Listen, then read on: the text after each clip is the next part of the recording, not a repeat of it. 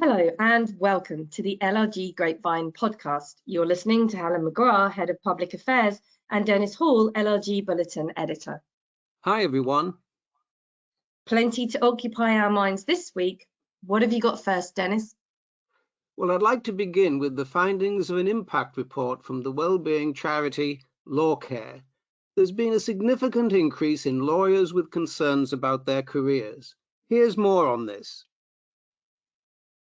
LawCare, the mental wellbeing charity for the legal profession, has released new statistics which demonstrate a significant increase in legal professionals with career concerns.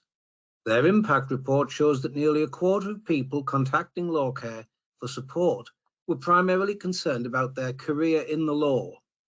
The charity noted that this was a dramatic increase from just over 8% in 2021.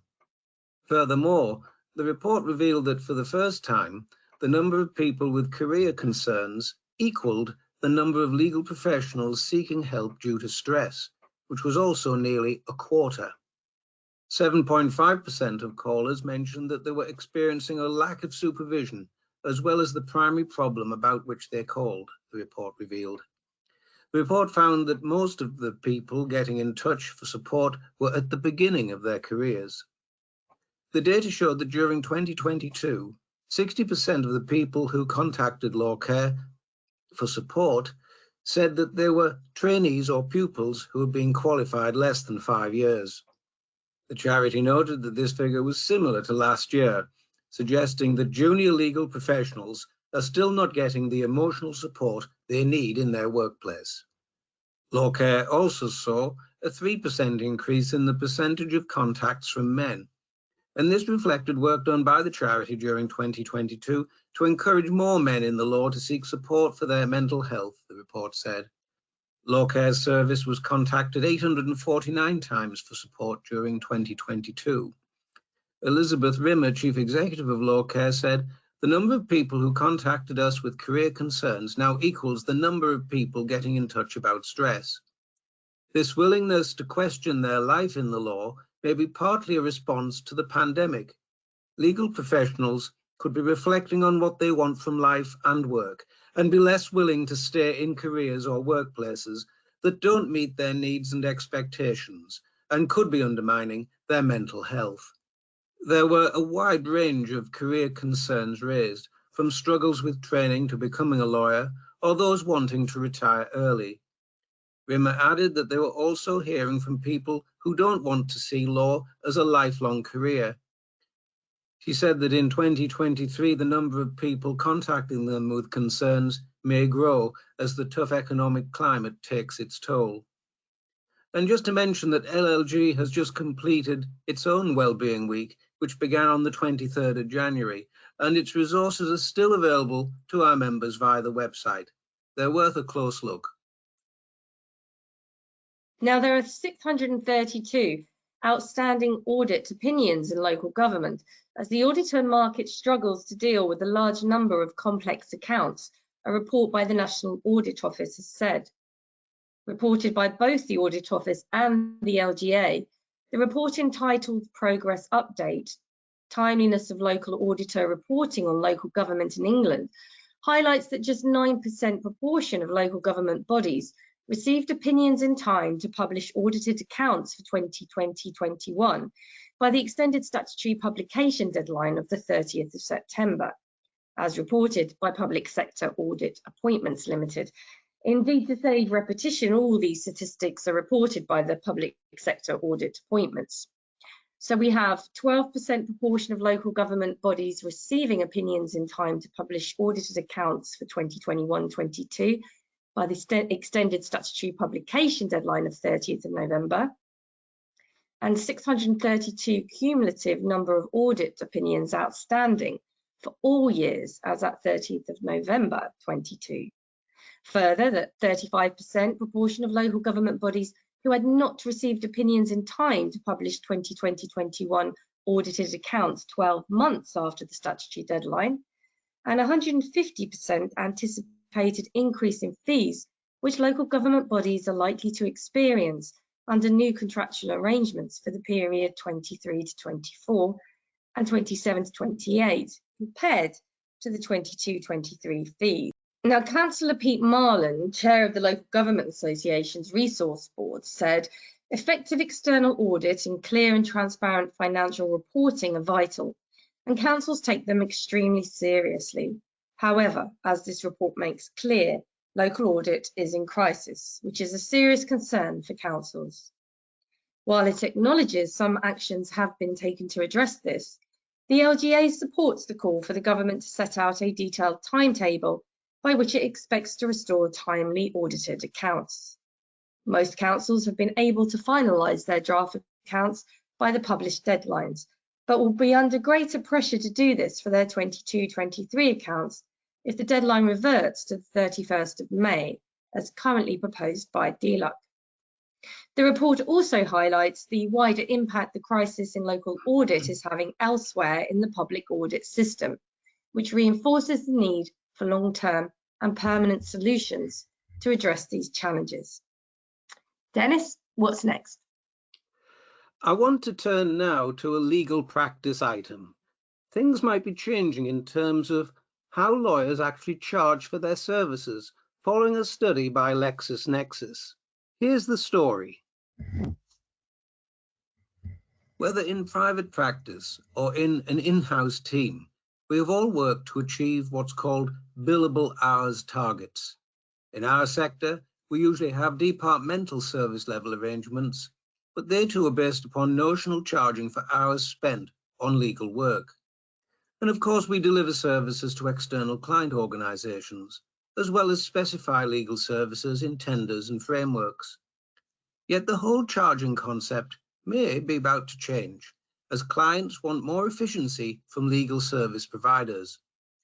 According to a new study by LexisNexis, client demand in the private sector is driving a growing number of law firms to move away from the billable hours model. However, the shift towards alternative fee models does not necessarily spell the end of lawyers billing for their services. With nearly 1/2 of all external legal spend taking place through alternative fee arrangements such as flat or fixed fees, LexisNexis decided to explore the pros and cons of the billable hour model, the challenges of pricing matters when using alternative fee structures, and how these trends are likely to develop. According to a Bloomberg survey, 85% of law firm respondents said client demand was driving towards alternative fee structures. Flat fees are by far the most popular alternative billing structure. One in-house GC told the report that he would be hesitant to move forward with a firm unwilling to engage in a conversation about alternative fee arrangements. Another contributor said the billable hour was out of date and creates negative incentives. He said that people who work more efficiently are unduly penalised because they bill less than someone who maybe took twice as long to do the same piece of work. We should be rewarding people for efficiency, not penalising them. And others suggest that they would like to see the legal industry move towards more of a focus on outputs and the value that is being delivered by lawyers, which would drive efficiency and support a better focus on mental health, well-being and diversity in the profession. However, firms considering moving away from billable hours need to invest in pricing tools, skilled individuals, and have a more imaginative approach. But there are challenges in moving away from the billable hours concept that is so entrenched in our working environment. You can't just conjure up prices off the top of your head, of course. There's got to be some genuine and transparent assessment to demonstrate the basis of flat fee calculation. And alternative billing arrangements do not, of course, suit all work. But these reports should inspire legal managers and procurement lawyers to question how they do charge external clients for legal services or prepare fee models for tenders and procurement frameworks. If you have a view on all of this, let us know. How do you demonstrate that your delivery of legal services is efficient? Now, in a case concerning Sandwell Metropolitan Borough Council, Grant Thornton found that the council had power to indemnify the Director of Public Health in a legal claim against a blogger, but that legal advice should be sought first should any similar situation arise again. So this is the report published on the 26th of January by Grant Thornton, having originally been published on the 3rd of December, but updated due to further findings. The report covers a number of issues, including individual and collective responsibility for good governance. The themes of culture, with which we are now more than familiar, also features heavily. There are interesting lessons around procurement, and again, see more and more often local authority traded companies. In terms of the indemnity, a positive finding was found that the council had the legal powers to indemnify the Director of Public Health, and that the Deputy Leader had the delegated powers to make this decision.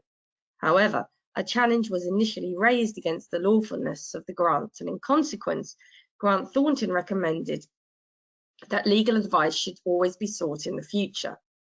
Should the council find itself in a similar scenario in the future, it would be prudent to obtain external legal advice on the specific circumstances under consideration before any final decision on an indemnity is made. Given the controversy which has occurred over the granting of indemnities historically, that would seem very good advice indeed. The report also examines the way in which the then Chief Executive left the council by, quote, mutual consent with the then leader. Here, Grant Thornton noted that the speed of the decision for the former Chief Executive to leave and the lack of other senior officer involvement, such as from the monitoring officer and director of HR, and not taking legal advice prior to the decision being made, created a risk that each party may have had a different interpretation of the outcome of the discussion and the decision being made. There's a lot in it, Dennis, and it's definitely worth the read for anyone interested in governance, which of course should be all of us. Now the Bill of Rights is back in the news. Tell us more, Dennis. Dominic Raab and his highly controversial Bill of Rights proposals are indeed back in the news. But first, let me explain why I think that this is important to us in our sector. Let me begin with an explanation. Helen and I have both covered for some time the proposals led by Dominic Raab to create a new Bill of Rights and to abolish the Human Rights Act and disconnect our jurisprudence from the European Court of Human Rights. Now, this matters to us because much of what is done in local government requires our lawmakers to make appropriate legislation which in itself ought to be sound and sensible and open to scrutiny against the highest legal principles. But Raab argues that the influence of the Human Rights Court is neither sound nor sensible. Indeed, more than this, that it is a bad influence upon our laws. Yet, as we see here, the statistics hardly bear this out. Raab recently met the President of the European Court of Human Rights, Siofra O'Leary, and she said, however, that the UK's existing Human Rights Act is doing a very good job. Speaking at a recent conference, O'Leary said the Human Rights Act, which the new bill would overturn, had led to closer alignment between Strasbourg and the domestic courts. This had resulted in a reduction in the number of applications coming from the United Kingdom and the number of violations which are found in relation to the United Kingdom. Now, the conference heard that 260 applications from the UK were lodged in 2022. 250 of those were struck out or declared inadmissible, and only 2 cases related to 3 applications. A violation was found in one, and no violation was found in the other 2. The Human Rights Act, O'Leary said, embeds the convention within the domestic legal system that allows the judges in Strasbourg to apply the principle of subsidiarity, because the domestic judges have effectively done the job. Now, whatever motives Dominic Raab might have for abolishing the Human Rights Act, they are certainly not evidence-based. And finally, taken from the Public Services Committee, the ICO will reserve the power to fine for most egregious cases in a new approach to enforcement of data protection. The Information Commissioner, John Edwards, has said that a change in approach to the enforcement of data protection within the public sector will put more emphasis on calling out bad practice rather than issuing fines. Whilst giving oral evidence to the Public Services Committee, it was rather refreshing to hear why the Commissioner was taking this approach. Here I quote him from the transcript, but you can watch his evidence via the link in the bulletin via Parliament TV. Mr. Edwards explained, "I stumbled upon that early in my term last year when I was invited by the team to issue a significant fine against an NHS trust for failures in its data protection administration. Being new to the country and unfamiliar with the funding arrangements in the devolved health system, I asked what the impact would be. I was told that the fine, which was for a breach that put patients' data at risk, would be taken out of the system and therefore effectively punish the victims of that breach for a second time. I thought, what's the sense in that?" In another instance, we had fined a Whitehall authority a significant amount for a breach that it experienced. Again, the financial go-around did not seem to make much sense as a disincentive to the factors that led to the breach. Therefore, we have revised our approach. We have decided that we will really emphasize good practice and call out bad practice. We will assist you, the committee, to hold public authorities to account by issuing reprimands and publishing those. I don't know about you, Dennis, but that sounds an incredibly sensible, pragmatic, and practical approach to enforcement in this area. Refreshing and unexpected, I came away from the video footage feeling rather impressed by Mr. Edwards. And on that note, that's it for today's podcast. You can read more on the items discussed today and many more besides by going to bulletin number 4, available now on the LRG website. So it's goodbye from me. And from me too. Thank you for listening. Have a good week, everyone.